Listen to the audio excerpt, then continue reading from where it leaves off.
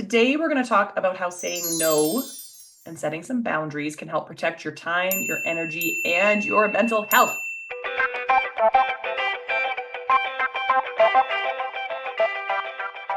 It's not just about self-care here. We're talking about improving the way you manage your practice as well. So by the end of this session, I really hope you feel more confident in protecting your time and energy without the guilt. That's the part we're going to try to get rid of.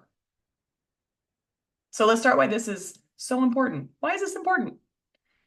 As a woman, especially a woman in a leadership role, like running a dental practice, we tend to feel responsible for absolutely everything. We take on too much because we are natural caretakers.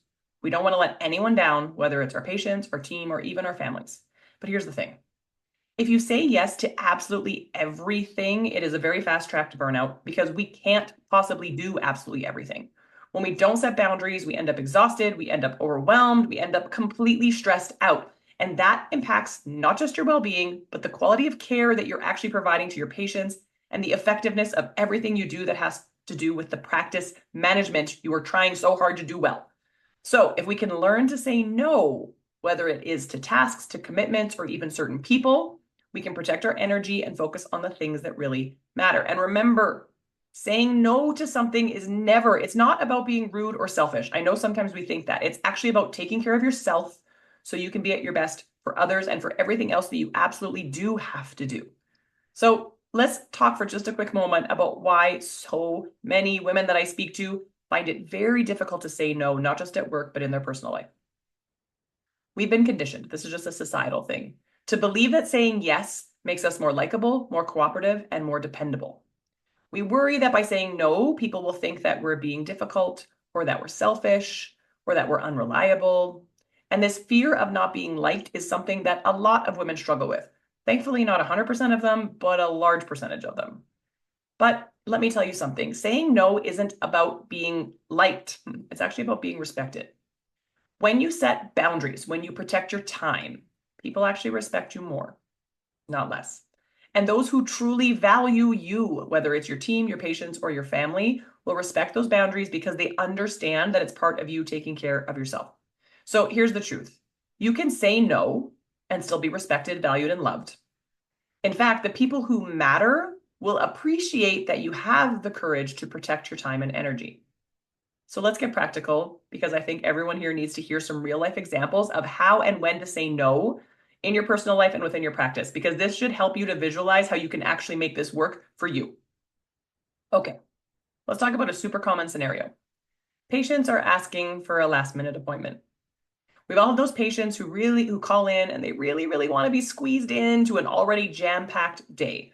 And while it's tempting to say yes because you want to accommodate them, constantly doing that throws your schedule off, adds unnecessary stress to your day. It means you're probably providing less quality care than you want to the patients who are already scheduled in the day. So how do you say no? As an example, you could say, I understand you're in a tough spot, but we're fully booked today. Let's find the next available time that works for you so we can give you the attention you deserve. Why does this work? Well, you're still showing empathy, but you're also maintaining control of your schedule and not sacrificing your well-being for a last-minute request. Now, you, as you probably are thinking right now, aren't usually the one answering the phone for this type of call, but I bet it's a woman who is, and one within your practice, so I promise she also struggles with saying no, or struggles with saying no and not coming off just a little bit harsh. So you can teach your phone answerers, whoever that may be, this same thing. It is very key that you highlight that the reason we don't just squeeze people in, especially if it's an important type appointment, emergencies are another thing, I'm not going to worry about that, is so that you can give them the time and attention that they deserve, right? What happens when a staff member comes to you with a non-urgent issue? So let's say you have a team member who frequently interrupts your day with questions or concerns that honestly could wait until your next scheduled meeting. While you want to be approachable, this can derail your focus and productivity, especially if it's happening all the time. So how do you say no? You could say, I really want to help you with this, but right now I'm focused on another task. Can we talk about this at our next team meeting? Why does this work? Well, you're not dismissing their concern, but you're setting a boundary around your time and letting them know that their issue can wait until it is a more appropriate time. I don't know how many of you have this happen. It happens to me all the time where it just feels like people just keep coming to you. It's like a nonstop train of simple requests or whatever. When you can effectively set this boundary, you will slow or completely stop that from happening. And it doesn't take very many times of telling people that that's going to wait till the next team meeting, write it down somewhere, we will address it. Then they'll stop coming to you constantly all day so that you can actually get the other stuff done. What about when family or friends ask for more than you can actually give? Whether it's attending every social event or helping out with a school fundraiser, it's very, very easy to feel obligated to say yes. But if by saying yes, you're feeling depleted or resentful, then you need to learn how to say no. How do you say no? Well, you could say, I'd love to help, but my schedule is really full right now. I'm going to have to pass this time, but I hope everything goes well. Why does that work? Well, you're being supportive without overcommitting. You've set a clear boundary, but you're expressing it in a kind and respectful way. And that's actually all you're ever responsible for. When you set a boundary, you are simply responsible for how it comes out of your mouth. You're not responsible for how other people take it. But by saying it like this, you have done it in a very positive way. Just kind of no arguing with it. What about taking on more responsibilities in the practice? So maybe you're already wearing many, many hats, like many of us have over the course of our careers or are right now. Maybe you're the dentist and you're the manager and you're the marketer. And someone suggests that you take on yet another responsibility, like spearheading a new initiative. If it's too much, it's okay to say no. You could say something like, I think that's a great idea, but I'm already managing several key projects right now. Let's revisit this in a few months when I have more bandwidth. This works because you're not saying no forever. You're just being honest about your current capacity. Please remember that statement. You're just being honest about your current capacity. I think we have to learn to be honest with ourselves about what our current capacity is, because many of us lovely overachievers, and I know there's many of you in the group, tend to not be so honest or maybe be overly optimistic about how much we can actually accomplish. This helps you to avoid overwhelm, but it leaves the door open for future things, right? So those are just some examples of how saying no is a way to protect your energy, reduce your stress, and give you time to focus on the things that really matter. Now, only you get to define what really matters. You will have certain areas in your life where no is not necessary because it is of top priority to you and you're going to say yes to almost anything in that category. But there are areas in your life where no is probably the better answer. So you should practice saying it. So when I talk about saying no, there's this feeling that comes over many of you, and we'll call it guilt.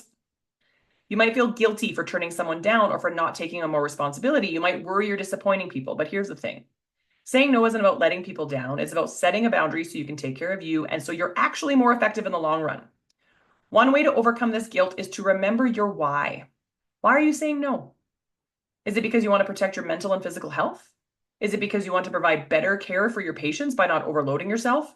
Keep that bigger purpose in mind. That is how you overcome the negative chatter that starts to happen when you do something you don't usually do.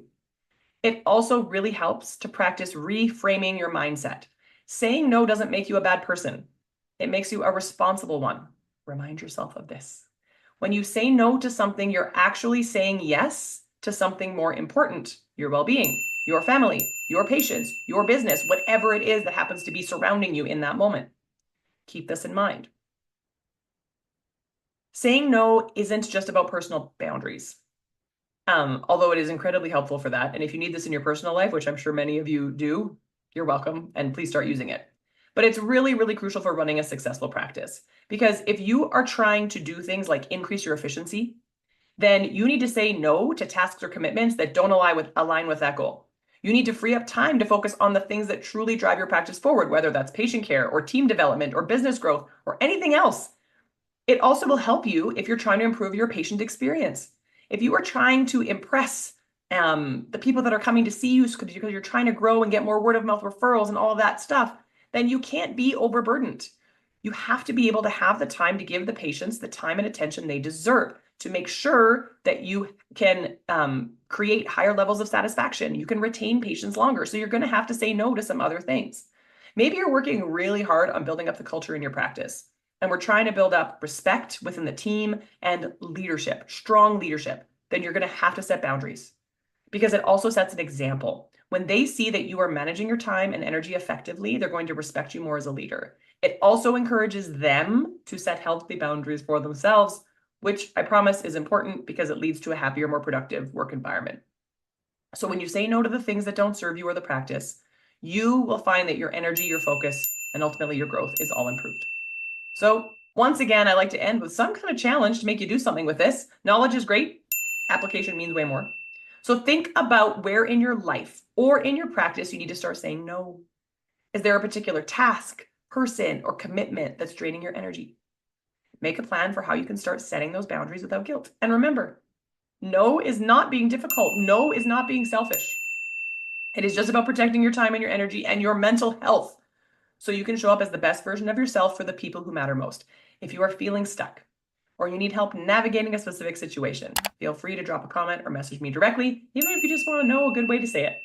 I'm here to support you, and I'm happy to help in any way that you think that I can. Thanks for joining me today, and I'll see you again next week. Bye-bye.